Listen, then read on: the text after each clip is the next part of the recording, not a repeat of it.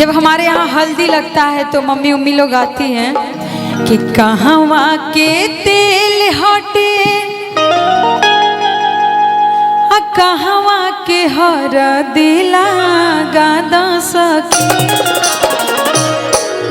हमारा बबुआ के हर दिला गादा सखी हमारा बबुआ के हर दिला गादा सखी कहवा के तेल हटी कहवा के हर दिला गादा सखी कहवा के तेल हटे कहवा के हर दिला गादा सखी। आर्यन हम आपको नीचे नहीं बैठने बोले थे बाबू, आप क्यों गए नीचे?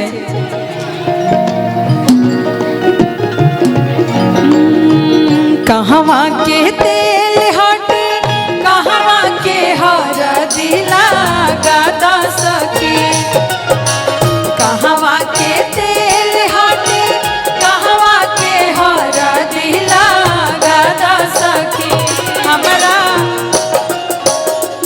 हमारा बबुआ के हर दिला गादा सखी हमारा बबुआ के हर दिला गादा सखी।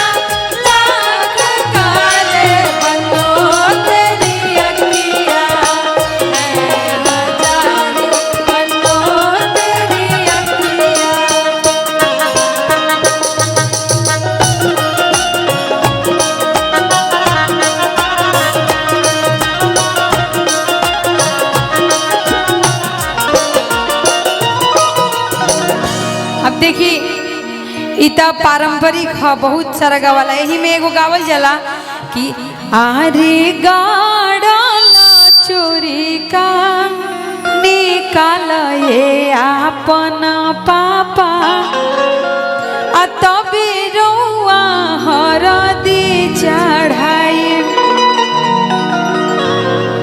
आरे हे हरदिया सर बेगुन आगर। थोड़ा सा बचाइए भैया। असुरते दी हले भगवान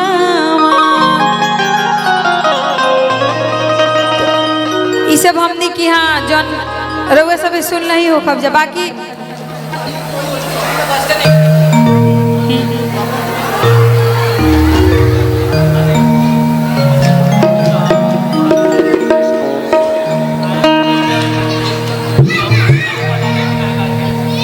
साथ में गाओगे जैसा